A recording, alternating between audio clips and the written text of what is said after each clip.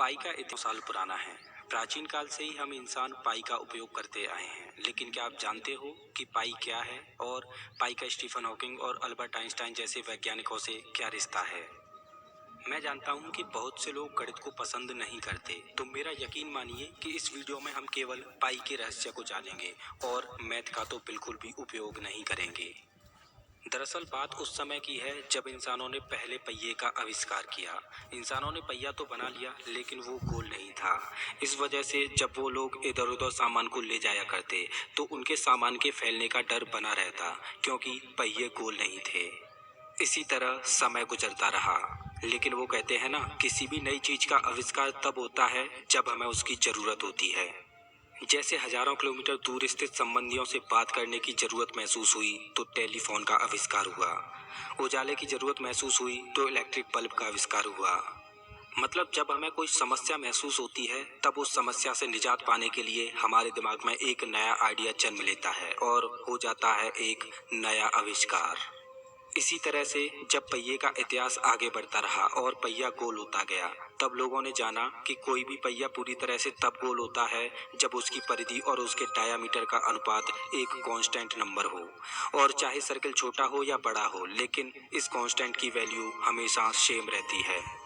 और उस constant number को नाम दिया गया पाई, जिसको ग्रीक भाषा में 16वें नंबर पर मौजूद अक्षर से डिनोट किया जाता है। अब लोगों ने ये तो जान लिया कि किसी भी गोल आकृति में एक कांस्टेंट नंबर हमेशा रहता है, लेकिन लोग अब भी उस कांस्टेंट नंबर की यानी पाई की वैल्यू नहीं जानते थे। और मजे की बात तो ये है कि पाई की एग्जैक्ट वैल्यू तो हम आज भी नहीं जानते, और सुपर कंप्यूटर ने तो पाई की वैल्यू निकालने से हार मान ली। और कुछ लोगों ने तो अपनी पूरी जिंदगी ही पाई की वैल्यू निकालने में गुजार दी। वो लोग खुद तो गुजर गए, लेकिन पाई की वैल्यू अभी तक नहीं निकली। अब आप सोच रहे होंगे कि पाई की वैल्यू इतनी इम्पोर्टेंट क्यों है और इसकी वैल्यू निकालना इतना मुश्किल क्यों है। ये तो आसान है, हमने तो स्कूल में पाई की वैल्यू 22/7 पढ़ी थी। 22 को 7 से डिवाइड करते जाओ और पाई की वैल्यू निकल आएगी।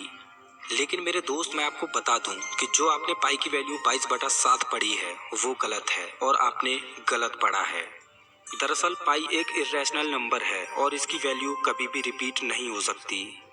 आपको जानकर हैरानी होगी कि बिना पाई की वैल्यू जाने हम स्पेस में कोई भी मिशन नहीं कर सकते, ना ही कभी हवाई जहाज बना पाते।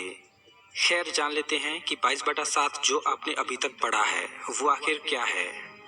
अगर किसी भी गोल आकृति की परिधि 22 यूनिट हो तो उसको परफेक्ट सर्कल यानी गोल बनाने के लिए उसका डायामीटर 7 यूनिट होना चाहिए, और परिधि और डायामीटर का अनुपात ही वो कांस्टेंट नंबर है जिसे पाई बोलते हैं।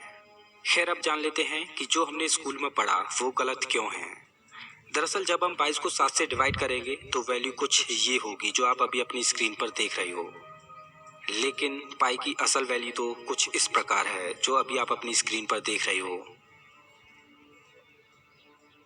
और आपको ये बात जानकर हैरानी होगी कि आधुनिक दौर के सुपर कंप्यूटर ने पाई की दशमलव के बाद 5 ट्रिलियन वैल्यू निकाली, और इससे आगे सुपर कंप्यूटर पाई की वैल्यू निकालने में हार गया।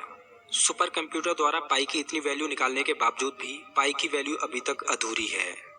दोस्तों, चलिए अब जानते हैं पाई का एक अनोखा रहस्य जो आप नहीं जानते। क्या आप जानते हो कि पाई डे भी मनाया जाता है और वो है 14 मार्च। लेकिन पाई डे 14 मार्च को ही क्यों मनाया जाता है? तो इसका जवाब पाई की वैल्यू में ही छिपा है। और आपको जानकर हैरानी होगी कि 14 मार्च को भी पाई डे सेलिब्रेट करने के लिए एक निश्चित टाइम है, और वो है दोपहर के 1:59। अब पाई डे इसी समय सेलिब्रेट क्यों किया जाता है? तो इसके लिए हमें पाई की वैल्यू को आगे बढ़ाना होगा। अब आगे मैं आपको जो बताने जा रहा हूँ, या तो वो एक इत्तेफाक है या फिर कुदरत का एक करिश्मा। फिजिक्स की दुनिया में उथल पुथल मचाने वाले महान वैज्ञानिक अल्बर्ट आइंस्टाइन का जन्म 14 मार्च को ही हुआ था। और अब एक और इत्तेफाक बताऊं, 14 मार्च को ही महान वैज्ञानिक स्टीफन हॉकिंग का देहांत हुआ था। दोस्तों, आपको क्या लगता है कि क्या ये एक इत्तेफाक है या इसके पीछे कोई और रहस्य है? प्लीज कमेंट बॉक्स में जरूर बताना। अगर वीडियो अच्छा लगा हो तो लाइक कीजिए और ऐसे ही मजेदार वीडियोज के लिए चैनल को सब्सक्राइब कीजिए।